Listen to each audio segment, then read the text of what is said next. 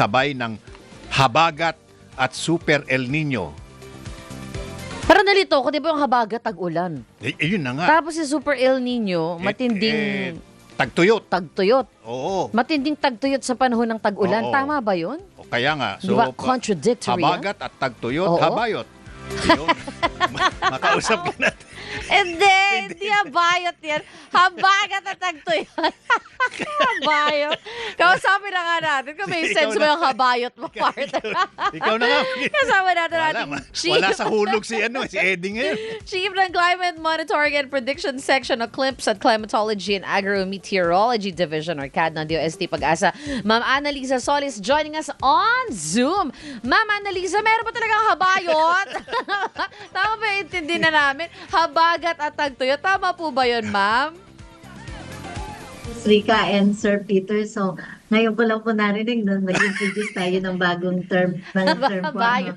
So, paparating po yung habagat and paparating din po yung El Nino. So, ibig sabihin po na yung early impact po na mararamdaman natin itong pagpasok po ng tag-ulan is yung pong impact ng El Nino. Ang impact ng El Nino kapag sa panahon ng habagat, Ma'am Rika at Sir Peter, ay yung pong mas matindi ang ating habagat or enhanced southwest monsoon season. So yun po yung potential na maaari pong mangyari sa pagpasok ng ating tag-ulan, pagpasok ng June, kasabay po ng pagpasok din po nitong impending na El Nino. Okay, pero pag sinabi pong Super El Nino, ito po ba number one, confirmed na po ba? At aling mga lalawigan o bahagi ng ating bansa ang inaasahang talagang tatamaan ito? Well, sa ngayon po, Sir Peter, ang kailangan po nating paghandaan ito pong pagpasok ng habagat at yung mga enhanced southwest monsoon season dahil nga po pinapatindi po ng El Nino sa panahon ng habagat ang ating habagat season. So, ibig sabihin po, ang unang-unang bahagi, yung mga nasa western section ng ating bansa, yung mga tinatawag na may distinct wet season po sa panahon ng habagat.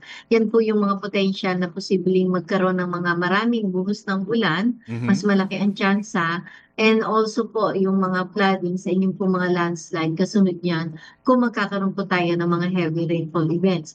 And then may mga areas naman po, Sir Peter, Ma'am Rika, na kapag pasok po ng paghina ng habagat, yun po yung by end of November, base po dun sa latest prediction ng Pag-asa, there will be around 47 provinces po ang posibleng maapektuhan ng tinatawag na significant reduction sa tubig ulan. So yan po ay ibig sabihin, after po ng habagat season, may mga areas na po na maaapektuhan ng ating significant na reduction na posible pong mauwi sa dry spell or dry condition.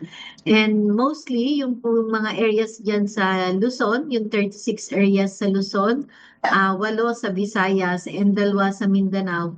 And yung po tinatawag naman nating dry spell, ito pong sa may parte ng Camarines Sur, yan po ay base dun sa latest na datos na meron tayo as of May 20, na kung saan nagkaroon po tayo ng assessment sa ating tubig ulan.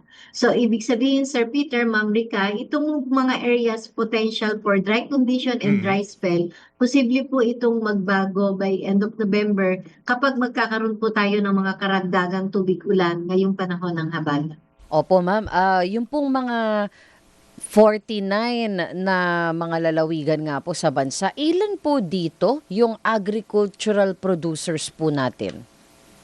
Ay, opo. Ma'am Rika, usually po kasi base po sa ating outlook, yung pong mga areas na posible pong maaapektuhan ng habagat season, yung pong nasa western section ng ating country, yun din po yung mga potential na posibleng maapektuhan ng dry condition at dry spell after ng habagat.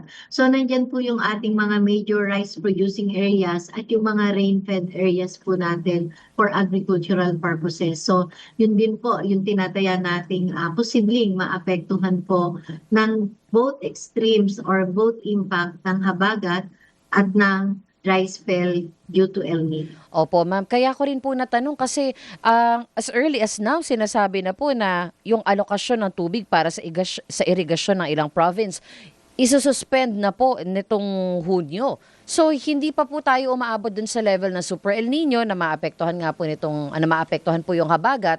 Meron na po tayong pag-stop ng irrigation. So, by that time, maaari na po tayong magkaroon ng krisis pagdating sa agrikultura, di po ba? Hindi po ba parang, Opo. hindi po ba parang, ano na to perennial problem na po natin. Ano po ang ginagawa paanong koordinasyon po ang ginagawa ng DOST Pag-asa with the government, with this knowledge, para hindi na po mangyari ito paulit-ulit? Sa ngayon po ay pansamantala po dito po sa may sa Angat po ating pagbibigay po ng tubig or allocations irrigation kasi po ito po ay parte pa rin ng warm and dry season months natin. So usually po sa panahon ng mga habagat around July, August ay makaka-recover pa rin po yung ating Angat. So ibig sabihin makakapag-provide pa rin po ng tubig for irrigation ang ating Angat. So sa pamamagitan po ng Interagency Committee for Angat Dam Operation, member po ang Pag-asa niyan. So nagbibigay po tayo ng mga updates at information. So ito pong dulot pa rin to ng dry season. Hindi pa po ito yung direktang epekto ng El Nino. Ngayon, dun sa ano po yung ginagawa ng government. So since March po ay nagkaroon na tayo ng coordination meeting with the national government concerned agencies po, yung mga members po ng Task Force El Nino, na ang mga concern po is yung mitigate at magkaroon ng mga strategies and response plan para po dito sa impending El Nino for agriculture, water management, health, energy, at saka sa public safety. So tuloy-tuloy po yung coordination na yan, Ms. Rica, Sir Peter, at nakahatag na rin po yung updated natin or nirevisit na natin yung National Strategic Plan for El Nino na posible pong i-mainstream or i-adapt ng ating mga LGUs. Ma'am Annalisa, yung biglang thunderstorm kagabi, napakalakas, akala mo bagyo. Saan po nanggaling yun? Apo, as we have mentioned before po, ito po ay part pa rin ng dry season months natin and hudyat na rin po na pagtatapos ng dry season months natin at papunta na tayo in transition sa onset ng ating tag-ulan.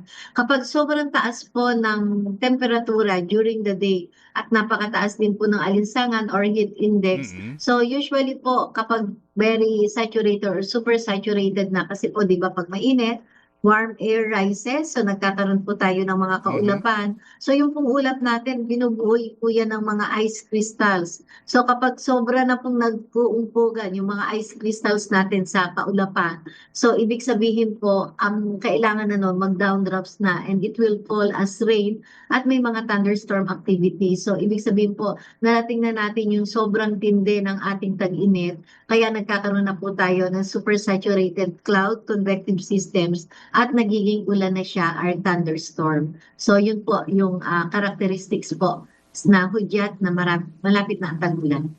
Yan. At kailan po natin idideklara in no uncertain terms na tag-ulan na? Ano po ang hinihintay natin? Opo. Meron po kasi tayong established criteria para makapagdeklara tayo ng tag-ulan. So unang-una po, it should be associated with the southwest monsoon or southwesterly wind flow. So ngayon medyo sumisilip na po yung hanging southwesterly wind flow na ito po yung hudyat na mag-start na po yung ating habagat. And yung pong binabantayan po natin na mga istasyon, mga around 15 istasyon po sa western section ng ating bansa na kailangan po for 5 days ay makapag-monitor tayo ng sunod-sunod na may ulan or walang gap na magkakaroon ng zero sa gitna na ang total po na ulan ay 25 millimeters of rain. So yun po yung inaabangan natin na at least 50% po nung minomonitor nating mga istasyon ay possible po siya na makakapaghudyat or declare ng ating tag-ulan.